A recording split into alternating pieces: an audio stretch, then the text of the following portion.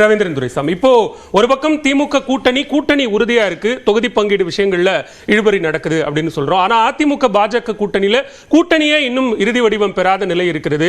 அது தமிழ் மாநில காங்கிரஸோ பாமகவோ தேமுதிகவோ அல்லது கூட்டணியில் இருப்பதாக இருக்கக்கூடிய கட்சிகளை இன்னும் அதிகாரப்பூர்வமா அறிவிப்பதற்கு கூட தயங்குகிற ஒரு சூழல் இருக்கு. என்ன காரணம்? கள யதார்த்தம் என்ன?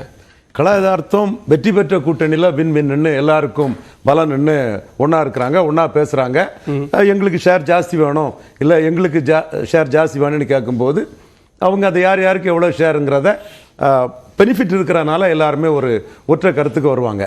ஸோ அவர் 40ல் 39 வெற்றி பெற்ற அணி வந்து கமல்ஹாசன் கூடுதலாக அந்த அணிக்குள்ளே வர்றாரு. ஈரோடு கிழக்கில் அவர் பிரச்சாரம் பண்ணி தன்னோட வாக்குகளை டிரான்ஸ்ஃபர் பண்ணி கொடுத்தாரு. அதிகார பலம் இருக்குது. அதிகார பலம் மிக முக்கியமானது. மக்களவைத் தேர்தலை ஒரு மாநில கட்சி நடத்தும் போது அதிகார பலம் மிக முக்கியமானது. இடைத்தேர்தலில் ஈரோடு கிழக்கை பற்றி பேசும்போதும் அதிகார பலத்தை மையப்படுத்தி தான் என் கருத்தை வச்சிருப்பேன். அந்த அதிகார பலம் இருக்குது. ஸோ அவங்க எதிரணி சிதறி வேற இருக்குது. 40 ஜெயிப்போன்னு அவங்க நம்பிக்கையோட சொல்றாங்க. எதிரணி சிதறி இருக்கிறது அப்படிங்கிறது திமுக கூட்டணிக்கு பலமா பலவீனமா? கூடுதல் பலம். அது கூடுதல் பலம்ங்கிறது நிரூபிக்கப்படும்.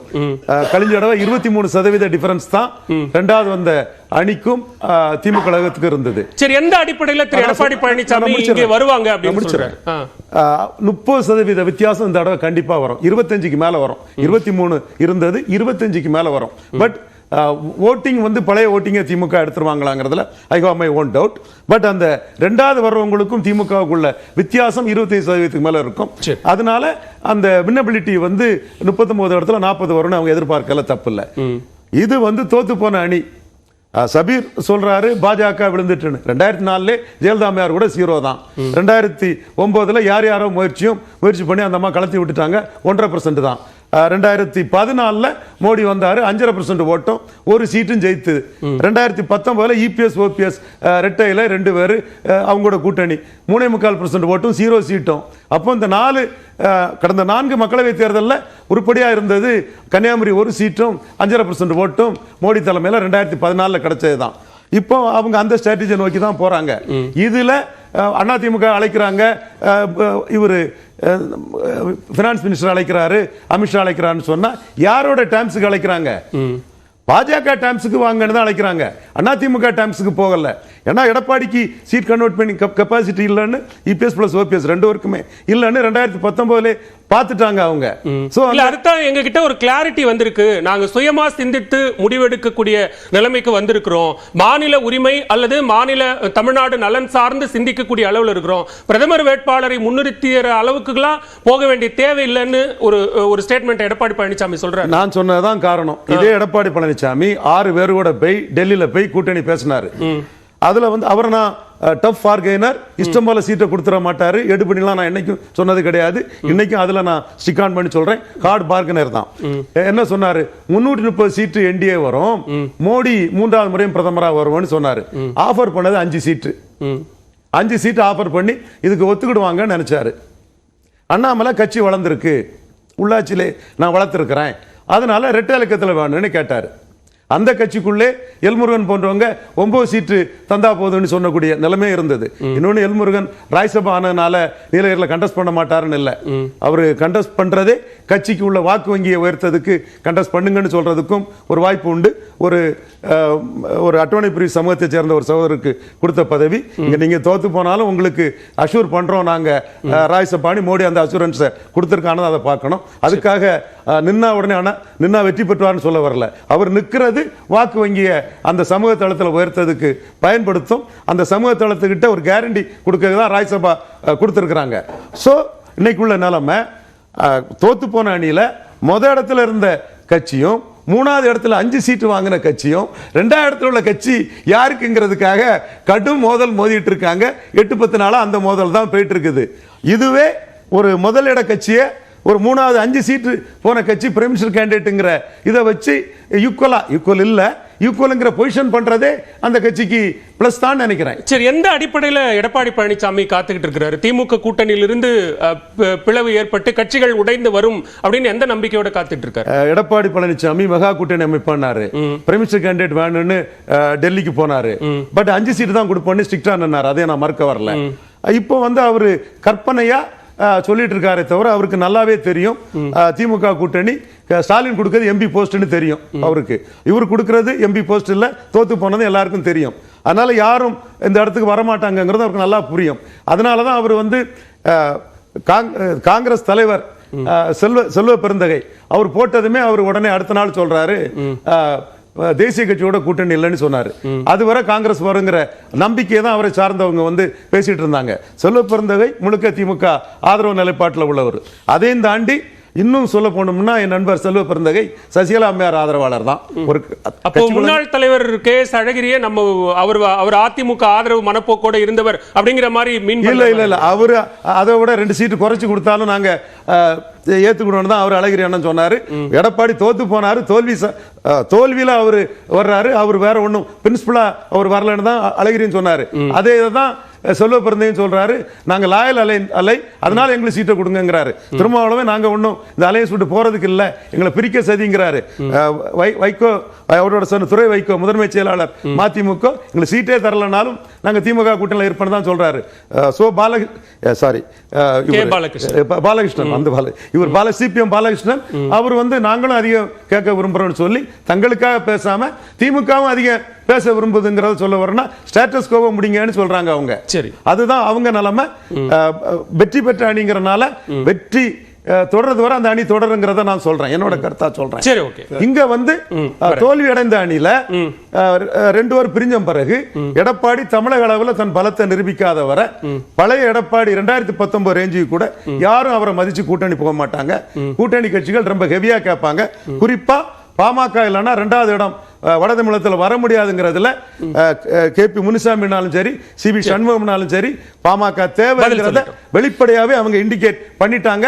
சட்டசபையில் எடப்பாடி பழனிசாமி இவர் ஜி.கே. மணியை பார்த்ததும் அதோட ஒரு இதுதான். சரி, ஓகே, பதில் சொல்லிட்டு ஜவஹர் இல்ல நம்ம சார் ரவீந்திரன் துரைசாமி சார் எப்ப ஜோசியர் ஆனாருன்னு தெரியல. அவர் ஜோசியம் எல்லாம் சொல்லி வந்து ஒரு வியூகம் சொல்றாரு, கணிப்பு சொல்றாரு. அவர் அது கல நிலவரம் இல்லங்கற என்னுடைய கருத்து. எப்படி அவருக்கு வார்த்தைகளுக்கான ஒரு அறிவுரையை ஆலோசனை சொல்றீங்களோ அந்த மாதிரி தான் நாகரிகமான வார்த்தை. நீங்க அவர் அட்மைட் தான் பண்ற ஒன்னு சொல்ல. அவர் வந்து அரசியல் ஆய்வாளர். புத்திங்கிற வார்த்தையை அப்படிதான் இல்ல, அவர் வந்து ஒரு ப்ராபபிலிட்டியை சொல்லும்போது அதை நீங்க ஜோசியம் அப்படின்னு சொல்ல வேண்டாம். ஒரு தவறான வார்த்தையில அவர் அதை எடுத்துக்க மாட்டார். இருந்தாலும் இப்போ நான் கேட்கிறேன், அதிமுக பல்வேறு தேர்தல்களை சந்தித்த ஒரு மாபெரும் மக்கள் இயக்கம், 30 வருஷம் தமிழ்நாட்டில் ஆட்சி செய்த இயக்கம். அவங்களுக்கு எப்படி தேர்தல் களத்தை அமைக்கணும், எப்படி வெற்றி பெறணும் எல்லாமே தெரியும். திமுக போல ஆர்கே நகர்ல டெபாசிட் போன கட்சி முதல் சுற்றுல திரு ஜவஹர் அலி தான் சொன்னாரு, இவர் எடப்பாடி பழனிசாமி 3ஆம் தலைமுறை தலைவர், அதனால களம் மாறி இருக்கிறது, காலம் மாறுகிறது, எனவே இந்த மாதிரியான மாற்றங்கள்லாம் இருக்கத்தான் செய்யும் அப்படின்னு நீங்க தான் முதல் சுற்றுல. அதே மாதிரி மாற்றங்களுக்கு ஏற்ப மாறி வரக்கூடிய கட்சி தான் அதிமுக. இந்த களத்தை எப்படி அமைக்கணுங்கிறது அமைக்கிறதுக்கும் அவங்களுக்கு தெரியும். 2வது கூட்டணி முக்கியம் தான் சார், அதை விட முக்கியம் வெற்றி முக்கியம். இல்ல அவர் நீங்க சொன்னீங்க வரலாறு குறிப்பிடுவதல்ல. இல்ல இல்ல நீங்க வரலாறு குறிப்பிடுற மாதிரி தான் அவரும் சொன்னாரு. 19ல 20ல உங்க தலைமையில கூட்டணி அமைச்சிங்க, அதுல நீங்க பெற்ற வெற்றி என்ன, தோல்வி கூட்டணி அப்படின்னு தானே அதிமுகவே பார்க்கக்கூடிய ஒரு சூழல் இருக்குன்னு தானே கேட்கிறேன். 2020 பேர் வந்திருக்காரு, 2020 கொள்கை அடிப்படையில போகல, தோல்வியில தான் விளையாடுறாருன்னு சொன்னார். இதுவரைக்கும் திமுக 5 வருஷம் ஆட்சிக்கு பிறகு 2வது முறை வெற்றி பெற்றிருக்கா? இல்ல. அதிமுக 10 வருஷம் ஆட்சி செஞ்சிருக்கு.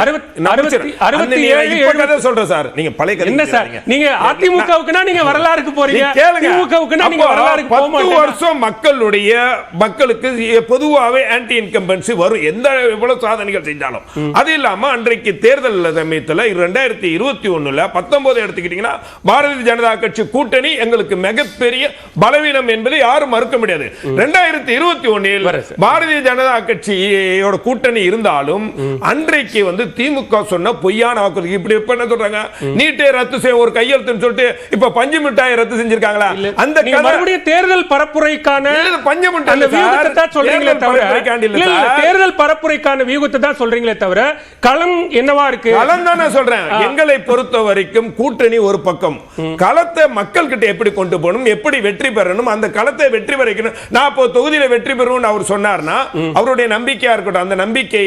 ஆனால் கள நிலவரம் சரி சார், நான் உங்க வழிக்கே வரேன். திரு ஜவஹர் அலியினுடைய வழிக்கே வரேன். நீங்க இப்ப அந்த காலகட்டத்தில் ஆன்டி இன்கம்பன்சி அந்த மாதிரியான ஒரு சூழலை சொல்றீங்கன்னா, இப்போ உங்களுக்கு இருக்கக்கூடிய பலம் தமிழ்நாட்டில் 3 ஆண்டு கால திமுக அரசினுடைய நீங்க சொல்ற ஆன்டி இன்கம்பன்சின்னு வச்சுப்போம், மத்தியில பாஜக அரசினுடைய 10 ஆண்டு கால ஆட்சியினுடைய ஆன்டி இன்கம்பன்சின்னு வச்சுப்போம். இதை மக்களிடம் கொண்டு போகிற அதிமுக 40 தொகுதிகளிலும் நாங்கள் வெல்வோம் அப்படின்னு ஏன் ஒரு இடத்துல கூட சொல்ல முடியல சார்? நீங்க 40 தொகுதிகளை வெல்வதற்கான களத்தை அமைச்சு அப்படி சொல்லலையேன்னு கேக்குறேன். விண்ணப்பங்களை அப்படி சொல்லலையேன்னு கேக்குறேன் சார். இதெல்லாம் வந்து நீங்க எப்ப பல முறை தேர்தலை நீங்க திரு ரவீந்திரன் துரைசாமி